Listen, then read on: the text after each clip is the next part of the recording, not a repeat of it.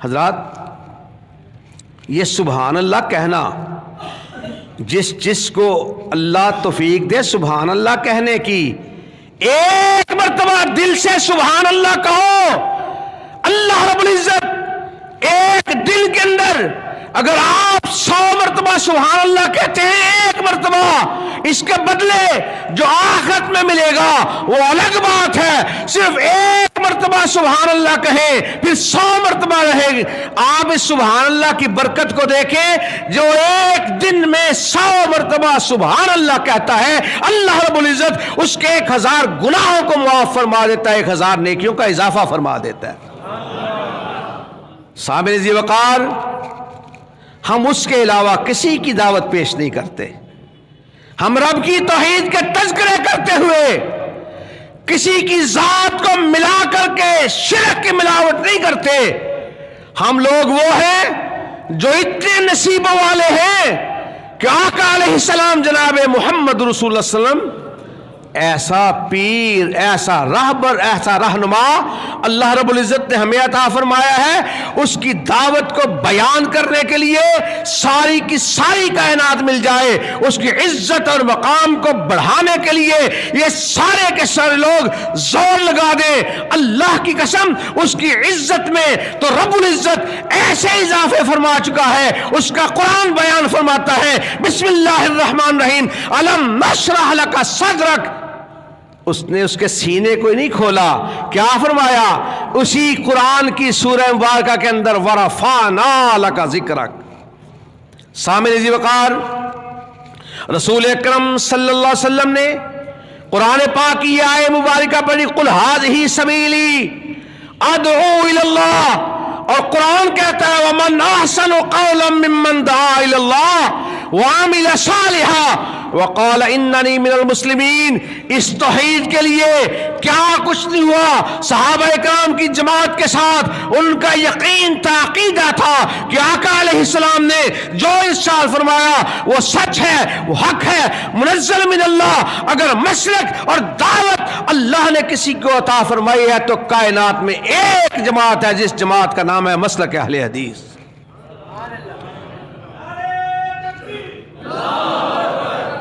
سید الرسول امام الانبیاء احمد مجتبی جناب محمد رسول اللہ صلی اللہ علیہ وسلم نے جو فرمایا، آپ سماعت فرما رہے تھے گوندل صاحب سے، میرے بھائیوں سے بڑے دل کے ساتھ جذبات کا اظہار کر رہے تھے سید عامر نجیب صاحب۔ میرے رفقائے کرام، میرا عزیز سلمان، یہ آپ سے ہم کلام تھے، میں چاہتا یہ تھا یہ مجھ سے پیچھے نہ بیٹھے، عزت اور وقار کے اعتبار سے یہ میرے سر کا تاج ہیں۔ میں نے تو عزیز سلمان سے کہا تھا میری درخواست ہے کہ یہ بھی میرے ہمراہ یہاں بیٹھے تاکہ ہمارے جذبات آپ سب تک مل کر کے پہنچے اور ایک دوسرے کے سامنے اکٹھے ہو کر کے، اور یہی درخواست میں کروں گا۔ ہے تو تھوڑا سا مشکل کام، آپ براہ کرم یہاں تشریف لے آئیں اور صوفوں کو یہاں لے آئیں، ہے تو گستاخی مگر براہ کرم آپ یہاں میرے پاس تشریف لے آئیں۔ احترام کی وجہ سے میرا نہیں جی چاہتا کہ آپ میرے پیچھے بیٹھے رہیں، آپ یہاں مجھ سے آگے ہیں، میرے سر کے تاج ہیں، آپ آگے تشریف لائیں۔ سامعین ذی وقار، منزل من اللہ دعوت کس کی ہے؟ سب کہیں الحمدللہ اہل حدیث کی ہے۔ منزل من اللہ دعوت کس کی ہے؟ اور اہل حدیث کی دعوت ہے جناب محمد رسول اللہ صلی اللہ علیہ وسلم کی دعوت۔ سیدنا حذیفہ بن یمان رضی اللہ تعالی عنہ، سیدنا حذیفہ بن یمان رضی اللہ تعالی عنہ مسجد نبوی میں تشریف فرما، ایک شخص آیا، نماز پڑھی، پوچھا کب سے ایسی نماز پڑھ رہے ہو؟ حدیث کے الفاظ ہیں، اس نے کہا منذ 40 سنہ، میں 40 سال سے ایسے ہی نماز پڑھ رہا ہوں۔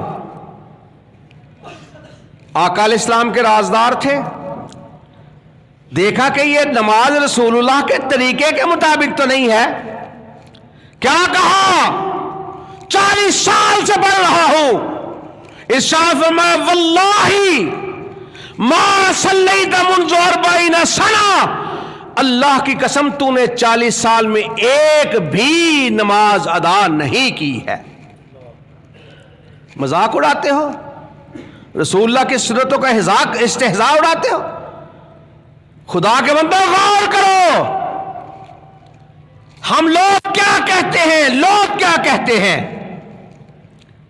ہمارے رفع دین کو، آمین بالجہر کو، سورت فاتحہ کو کس انداز میں بیان کرتے ہو؟ میں کبریائی کی قسم کھا کے کہتا ہوں، میں اکیلا ہی نہیں، میری جماعت کا ہر عالم دین کسی بڑے کی وجہ سے رفع دین نہیں کرتا، یہ اس لیے رفع دین کرتا ہے کہ محمد رسول اللہ نے ارشاد فرمایا، کر کے دکھایا۔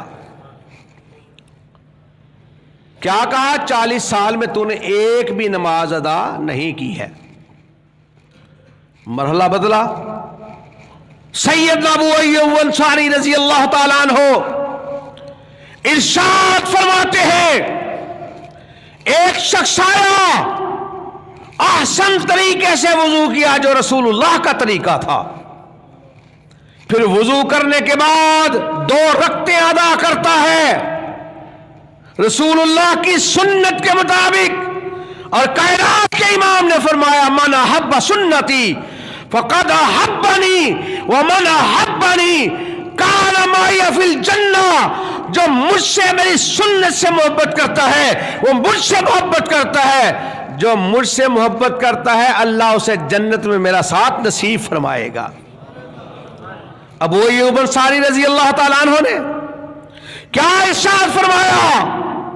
وضو کیا، آقا علیہ السلام کے طریقے کے مطابق نماز پڑھی، سونے کے طریقے کے مطابق صلو کما رأیتمونی اصلی، اور آقا علیہ السلام نے ایسے نہیں کہا، ہم بھی کہتے ہیں نماز بھی منزل من اللہ ہے، آقا علیہ السلام نے ارشاد فرمایا، امنی جبریل، مجھے جبریل امین نے امامت کروائی، نماز پڑھائی، پھر آقا علیہ السلام نے ارشاد فرمایا، جو نماز میں پڑھتا ہوں میرے طریقے کے مطابق نماز پڑھ لینا۔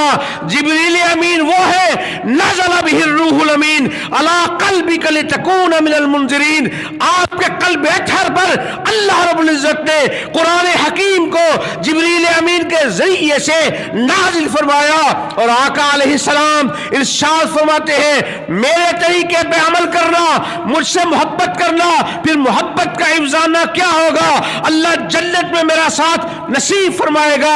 آقا علیہ السلام کے جانثار ساتھی سیدنا ابو ایوب انصاری کا یہ فرمان، پھر ایک مرتبہ توجہ کے ساتھ، انہماک کے ساتھ وضو رسول اللہ کے طریقے کے مطابق نماز کی 2 رکعتیں رسول اللہ کے طریقے کے مطابق ادا کر لی۔ اس سنت کی برکت کی وجہ سے اللہ پچھلی ساری زندگی کے سارے گناہوں کو معاف فرما دیتا ہے۔ حضرات، امام جی آئے، امام جی نے نماز پڑھانا شروع کر دی، پیچھے کھڑے ہو گئے، انما جعل الامام لیؤتم بہ، آپ امام کی امامت میں نماز پڑھتے ہیں، سورت فاتحہ پڑھتا ہے، اس کی زبان سے نکلتا ہے غیر المغضوب علیہم ولا الضالین، مسجد گونجتی ہے، آپ پیچھے سے کہتے ہیں آمین۔ اس کا مطلب ہے ایسے ہی ہو، ایسے ہی ہو، پھر رب کی طرف سے پیغام آتا ہے، امام جی کہ آمین سننے کے بعد تم نے آمین کہی، رسول اللہ صلی اللہ علیہ وسلم کا طریقہ سمجھ کر کے جس طرح تم نے آمین کہی نا، اسی طرح امام اتنا مقدس و محترم ہوتا ہے، اس نے جب کہا نا غیر المغضوب علیہم ولا الضالین، فرش پہ تم آمین کہتے ہو، آسمانوں پہ اللہ کے فرشتے غیر المغضوب علیہم ولا الضالین سنتے ہیں، وہ بھی آمین کہتے ہیں، رب کا فیصلہ آتا ہے، من وافق تامینہ تامین الملائکہ غفر لہ ما تقدم من ذنبہ، جس کی آمین فرشتوں کی آمین سے مل جاتی ہے، اللہ اس کی پچھلی ساری زندگی کے سارے گناہوں کو معاف فرما دیتا ہے۔